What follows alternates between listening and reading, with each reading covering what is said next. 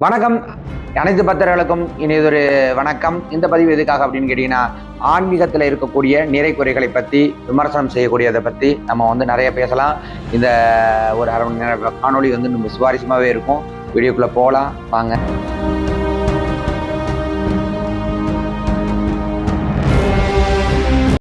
முதல்ல எல்லா பக்தர்களுக்கும் சரி, பக்தர்களுக்கு மட்டும் இல்லாமல் இருக்கக்கூடிய அனைத்து மக்கள்களுக்கும் சரி ஒரு வணக்கம். இந்த பதிவு எதுக்காக நான் இப்போ உங்களுக்கு கொடுக்குறேன் அப்படின்னு கேட்டீங்கன்னா, நான் எடுக்கக்கூடியது பகல் நேரம் கிடையாது, இரவு நேரம். என்ன அப்படின்னு பார்த்தீங்கன்னா, இப்போதான் கொஞ்சம் எல்லா வேலைகளையும் முடிச்சாச்சு. கோயிலில் வாக்கு பார்த்ததுலேருந்து எல்லாருமே முடிச்சுட்டு இந்த பதிவுக்கு நான் வந்திருக்கேன். எதுக்காக இந்த பதிவு உங்கள்கிட்ட பேச போறேன் அப்படின்னு கேட்டீங்கன்னா, ஆன்மீகத்துல பார்த்தீங்கன்னா, ஆன்மீகத்துல இருக்கிறவங்களுக்கு பெரிய ஒரு போராட்டமாக இருக்கிறது என்ன அப்படின்னா, சப்பு தவறி சோசியல் மீடியாக்குள்ள வந்துட்டாங்க, இல்ல அவங்களுடைய வீடியோக்கள் வந்துருச்சுன்னா, இந்த பேட் கமெண்ட் போடக்கூடியவங்க, அந்த கமெண்ட் பண்ணக்கூடியவங்க, அந்த ஆன்மீகத்துல இது போலி, இது உண்மை, நீ ஏன் சம்பாதிக்கிற, நீ பணம் சம்பாதிக்கிற, நீ காசு சம்பாதிக்கிற, நீ இது பண்ற அது பண்ற அப்படின்னு சொல்லிட்டு ஒருத்தவங்க மேல பழி தூக்கி போறதுக்குன்னு ஒரு கூட்டம் ஒண்ணு கிளம்பி வந்திருக்கும். அந்த கூட்டத்துக்கு சமாளிக்க தெரியாம பல ஆன்மீகவாதிகள் என்ன பண்ணுவாங்கன்னா, இந்த சோசியல் மீடியாவில் ஓடிடுவாங்க. சோசியல் மீடியாக்குள்ளேயே இருக்கவே அவங்களுக்கு முடியாத அளவுக்கு அவங்களுக்கு பல பிரச்சனைகள் வரும். அந்த கமாண்ட் எல்லாம் பார்த்தீங்கன்னா, பொதுவா இப்போ ஒரு எனக்கு தெரிஞ்சு ஒரு 2, 3 கோயில்கள் இருக்கு. அதுல கிள்ள கருப்பசாமி கோயிலும் மற்ற கோயில்கள் இருக்கு. அந்த கோயில் கமாண்ட்ல போய் பார்த்தோம் அப்படின்னு கேட்டீங்கன்னா, ரொம்ப ஒரு அசிங்கமான வார்த்தைகள். அவங்களோட யார் கமெண்ட் பண்றானோ அவனோட அக்கா, தங்கச்சி, சொந்தக்காரவங்க, பந்தக்காரவங்க இதெல்லாம் அதை பார்ப்பாங்களா இல்ல பார்க்கலையா அப்படிங்கிறதெல்லாம் நமக்கு தெரியாது. ஆனா அந்த மாதிரியான தொடர்ந்து கமாண்டுக்கெல்லாம் பார்க்கும்போது எனக்கே மன வருத்தமா இருக்கும். என்னடா இந்த மாதிரிலாம் கமாண்ட் போடுறீங்க அப்படிங்கிற மாதிரி. என்னுடைய சேனலுக்கும் ஒரு சில நபர்கள் அந்த மாதிரியான கமாண்ட்கள் போடுவாங்க. நான் கடந்து போயிட்டு இருப்பேன். ஆனா ஒரு விஷயம் என்ன அப்படின்னு கேட்டீங்கன்னா, இந்த கமாண்ட் போறதுனால என்ன ஆக போகுது? ரெண்டாவது ஒரு விஷயம் செஞ்சீங்க, ஆன்மீகத்துல இருக்கிறவங்க இதுக்கான பதில் கொடுக்க தெரியாம கிடையாது.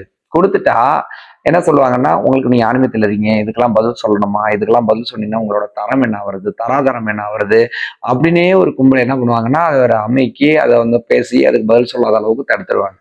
ஒரு விஷயத்த நல்லா புரிஞ்சுங்க, ஒருத்தவங்களுக்கு எல்லாருக்குமே எல்லாமே பிடிக்கணுங்கிற அவசியம் கிடையாது. ஒவ்வொருத்தவங்களுக்கு ஆயிரம் விஷயங்கள் இருக்கும். ஒருத்தவங்களுக்கு சில விஷயங்கள் பிடிக்கும், சில விஷயங்களுக்கு சில பேர் பிடிக்காது. சில பேர் சில மனிதர்களை ஏற்றுப்பாங்க, சில மனிதர்கள் சில மனிதர்களோட ஏற்றுக்க மாட்டாங்க. சில பேர்கள் தனிப்பட்ட முறையில அவங்களுக்கு சில கசப்பான அனுபவங்கள் ஆன்மீகத்துக்குள்ள உள்ளவங்க மூலியமாக ஏற்பட்டிருக்கும். குறை நிறை இது ரெண்டுமே கலந்துதான் இருக்கும். யாரும் பர்ஃபெக்டாலாம் எந்த ஒரு தொழிலை எடுத்தாலும் சரி, இல்லை ஆன்மீகத்தை எடுத்தாலும் சரி, அரசியல் எடுத்தாலும் சரி, எதுலையுமே ஒரு பர்ஃபெக்டான ஒரு விஷயத்தை எடுத்துட்டு போயிட்டு அவங்களெல்லாம் கண்டிப்பா கொண்டு போய் சேர்க்கவே முடியாது. அப்படி பர்ஃபெக்டா சேர்க்க முடியாத ஒரு விஷயத்துல இருக்கிறது தான் நம்மளுடைய ஆன்மீகமே. சரிங்களா? அப்படி இருக்கும்போது ஒருத்தவங்களுக்கு பிடிக்கல அப்படிங்கிறதுக்காக அவங்க என்ன பண்றது, அதை போயிட்டு கமெண்ட் பண்ணி அதை அசிங்கமா பேசி அவங்கள மன உளைச்சலுக்கு ஆளாக்கி அந்த மாதிரியான விஷயங்கள் இது ஆன்மீகத்துக்கு மட்டும் இல்லாம எல்லா விஷயத்துக்குமே நிறைய நிறைய நிறைய நிறைய விஷயங்களுக்கு நான் பார்த்துருக்கேன். நிறைய பேருக்கு இந்த கமெண்ட் பண்றீங்க. அந்த கமெண்ட் பண்றவங்க எல்லாம் என்ன பண்ணுவீங்க, உங்களுடைய பர்சனல் வாழ்க்கையில என்ன இருக்கு அப்படிங்கிறத அடுத்தவங்க அதை கமெண்ட் பண்ணும் போது மட்டும்தான் உங்களுக்கு அதை பத்தி அடுத்தவங்களுக்கு தெரிய வரும். தேவையில்லாம ஒருத்தவங்களை காயப்படுத்துறதுல அப்படி என்ன, ஒரு மனுஷனா பிறந்தா நல்லவன் கெட்டவன் 2 பேருக்குமே மனசு இருக்கு. நல்லவனுக்கும் அதே மனசுதான். பல விஷயங்கள் எல்லாம் நிறைய கத்துக்க வேண்டியது, நிறைய பார்க்க வேண்டியது, நிறைய ஆன்மீகத்துல தெரிஞ்சுக்க வேண்டியதெல்லாம் ஆன்மீகங்கள்ங்கிறது மனிதனுடைய ஒரு வாழ்வியல் முறை. சிரிப்பு, சந்தோஷம், துக்கம், கோபம் இதெல்லாம் எப்படி ஒரு உணர்ச்சியோ அது போல ஆன்மீகம் என்பதும் ஆன்மீக சம்பந்தப்பட்டதும் ஒரு உணர்வு. அந்த உணர்வுக்கு மரியாதை கொடுக்கணும். எந்த ஒரு விஷயமா இருந்தாலும் சரி, நீங்க ஒரு ஒரு கமெண்ட் தெரிவிக்கிறீங்க அப்படின்னா, ஒருத்தவங்களுடைய கமாண்டை போயிட்டு நம்ம படிக்கிறோம் அப்படின்னா, மற்றவங்களுக்கு முகம் சுளிக்க கூடாது. அதை கமாண்டை படிக்கும்போது நகைச்சுவையா இருக்கும் மற்றவங்களுக்கு. ஆனால் அதுல சம்பந்தப்பட்டவங்களுக்கு எவ்வளவு வேதனையா இருக்கும். அவங்களும் ஒரு மனிதர் தானே. என்னதான் கடவுள் பேரை சொல்லி கடவுளோடையே இருந்தாலும் அவங்கவுங்களுக்கும் மனித தன்மை இருக்கும். மனிதர் போல வாழக்கூடியவங்க, ஜலம் மலம் இது ரெண்டும் கழிக்கிறவங்க மனுஷங்க தான். அவங்க கடவுளாயிட முடியாது. ஆனா அவர்களுடைய நடத்தையாலும், அவர்களுக்குள்ள இருக்கக்கூடிய ஒரு அர்த்தமான சக்தியாலும், அவர்களுக்கு இருக்கக்கூடிய அபரிவிதமான நம்பிக்கையாலும் அவங்க கடவுளுடைய நிலையை அடையலாம். அதனால கடவுளுடைய நிலை அடைந்தவர்னால அவங்களுக்கு துக்கம் இருக்காது, கோபம் இருக்காது, அவர்களுக்கு ஆசை அன்பு இருக்காது, அவர்களுக்கு வியாதி இருக்காது, அவர்களுக்கு உடல்ல இருக்கக்கூடிய உபாதைகள் இருக்காது, அவர்களுக்கு இதெல்லாம் இருக்காதெல்லாம் கிடையாது. மனிதனாக பிறந்தவர் எல்லாருக்குமே நல்லது கெட்டது எல்லாமே மனிதனுக்கு ஈவனா இருக்கும், ஈக்குவலா இருக்கும். அப்போ நீங்க இந்த மாதிரியான கமெண்ட் பண்றதுனால என்ன ஆகும், அவங்களுடைய மன உளைச்சல் ஆகும். மன உளைச்சல் ஆனா என்ன ஆக போகுது, யாரோ ஒருத்தவங்க தானே மனசு உளைச்ச போறாங்க. உங்க அண்ணனோ, உங்க தம்பியோ, உங்க அக்காவோ, உங்க தங்கச்சியோ, உங்க சொந்தக்காரங்களோ, உங்க மனைவியோ, உங்களுடைய குழந்தைகளோ மன உளைச்சலாக போறது இல்லையே. யாரோ ஒருத்தவங்களுக்கு நான் கமெண்ட் பண்றேன், யாரோ ஒருத்தவங்களுக்கு ஏதோ ஆகுது. எனக்கு என்ன? நான் எனக்கு கைக்குப்பட்ட மெசேஜ நான் அனுப்பிவிடுறேன். எனக்கு தோன்றத நான் டைப் பண்ணி அனுப்புவேன். இல்ல வாய்ஸ் ரெக்கார்ட் பண்ணி நான் அனுப்பிவிட போறேன். யாரு கேட்க போறா என்ன? திரும்ப வந்து சாமியார் வந்து கேட்க போறாரா? அவங்க என்னோட மெசேஜ பார்த்தோனே பயந்துருவாங்க. அப்படிங்கிற நெனப்பு இருக்குல்ல, அந்த நெனப்பு ஒரு 2 நிமிஷம் யோசிச்சு பார்க்கணும். நம்மளுடைய அம்மா அந்த இடத்துல இருந்து அந்த மெசேஜை பார்த்தா அவங்களுக்கு என்ன தோணும்? நம்ம அண்ணன் தம்பி பார்த்தா அது என்ன தோணும்? நம்ம அக்கா தங்கச்சி பார்த்தா அந்த இடத்துல என்ன தோணும்? இதெல்லாமே நம்ம வந்து என்ன பண்ணணும்னா கவனிக்கணும். இதெல்லாம் கவனிக்காம நம்ம விட்டுட்டோம் அப்படின்னு பார்த்தோம்னா, நமக்கு வந்து எதுவுமே சரியா இருக்காது.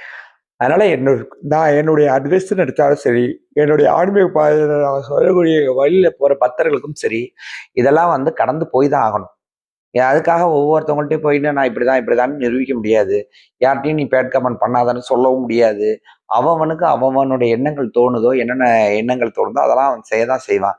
நான் சொல்லக்கூடியது என்னன்னா, யார் எப்படி வேணாலும் இருக்கட்டும். யார் எப்படி வேணாலும் போகட்டும்.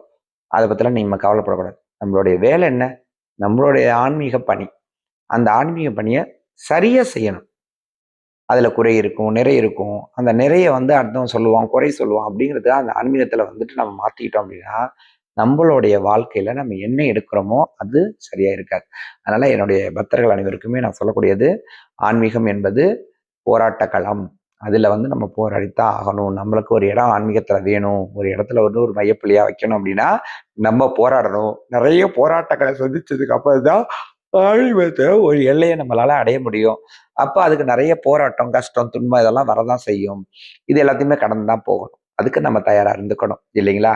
எல்லாருக்குமே வந்து ஒரு இரவு வணக்கம். இன்னும் அடுத்தடுத்த சுவாரஸ்யமான பதிவுகள்ல இருந்து நம்மளுடைய சேனல்ல தொடர்ந்து வீடியோக்கள் வர இருக்கு. அரசியல், ஆன்மீகம் மற்றும் இல்லாமல் எல்லா விஷயங்களையுமே கலந்து நம்மளுடைய பக்தர்களுக்காக நம்ம கொடுக்க இருக்கிறோம். என்னுடைய அன்பார்ந்த பக்தர்கள் எனக்கு மேலான ஆதரவுகள் தெரியுங்க. உங்களுடைய கருத்துக்களை கருத்துரை பட்டியல நன்மையோ, தீமையோ அது எதுவாக இருந்தாலும் கருத்துரை பட்டியல கலந்துங்க. ஆன்மீகம் என்ற ஒரு பெரிய ஒற்றை பயணத்துல எல்லோரும் கைகூட்டு நடப்போம். வாழ்க வளமுடன். எல்லாரும் மீண்டும் ஒரு பதிவில் சந்திப்போம். வாழ்க வளமுடன்.